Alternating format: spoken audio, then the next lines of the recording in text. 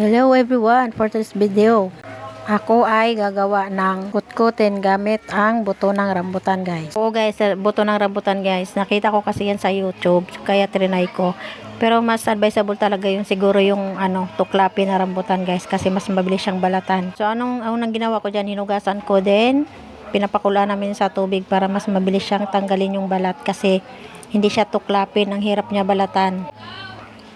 Mga 10 minutes siguro pinakuluan ko yan para siya ay matanggalan kagad ng balat. So after that, nilagay ko na doon sa aking sala na maliit, kasi doon ay ating papalamigin para atin ay mabalatan na siya.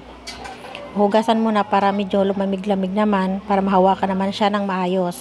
Huwag nyo napansinin yung aking hugasin at marami talaga yan guys. So nagsisimula na akong magbalat yan guys ng buto ng rambutan.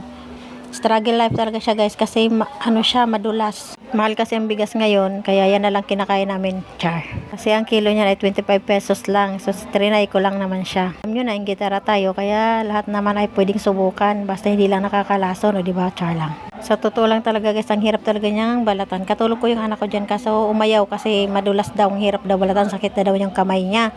So sa puntong yan guys, ay medyo malapit na akong matapos niyan. Kaya kasi excited na yung anak ko para siya daw ay magluto, kasi napanood din daw niya sa YouTube yan. So trinay lang namin kung masarap talaga siya.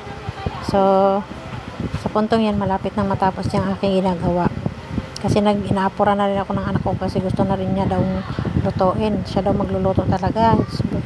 Sabi ko, magantay ka lang, malapit na. Masyado ka naman excited. Kasi sa totoo lang, na-curious ako nung sinabi ng asawa ko, nakita ko yun sa YouTube, pwede parang gawing mani daw yan. Yun na nga, trinay namin. Hindi naman pala ganun kadali magbalat. Ang hirap-hirap pala, masakit ng kamay ko. So, ayun na, atin ang isasangag yung ating buto ng rambutan guys. Yun, naglagay lang kami ng unting mantika dyan para naman siya ay medyo mag-crispy. Sa puntong yan guys, yung anak ko na ang naghalo-halo dyan, kasi gusto talaga yan siya magluluto guys. Sa lugar namin, parang pabrika ng bata, sa dami. Kata dito, hindi taga rito, sobrang ingay pagka Diyos ko, ang hirap pag may panggabi dito, makatulog ng ayos. So balik tayo sa aking ginagawa guys. Hindi pala ako, yung ginagawa ng anak ko, halo-halo na niya, malapit na yung maluto guys, unting minuto na lang ay atin nang ihahain yan at titikman kung talagang masarap siya o lasang mani. So sa puntong yan guys, hinahain na ng anak ko yung kanyang niluluto. So malalaman na natin kung talagang masarap yung rambutan. Maning-mani, kada mo mani talaga eh. Pero yan, buto ng rambutan. Hirap na hirap magbalat. Ano lasa? Mali nga ba? Guys, buto ng rambutan to. Mahal ang bigas, kaya ito nakakainin namin. 25 pesos lang isang kilo. Ano lasa? Asang kakao? Kuko. Ano siya guys? Parang Bisaya sa ba? Tipo. Tipo siya guys, ang kalasa.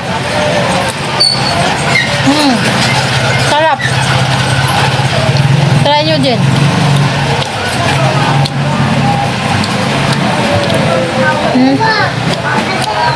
Pag tinignan mo pa siyang mani.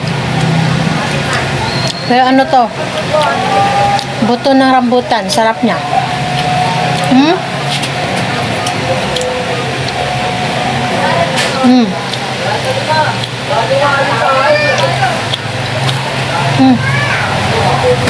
Sarap juga. Hindi na ng lugi. Kahit sarap na magbalat.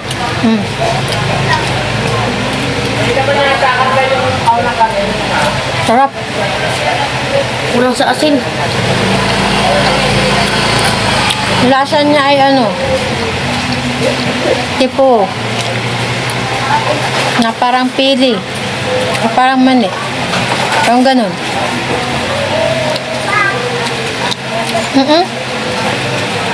Ayun siya.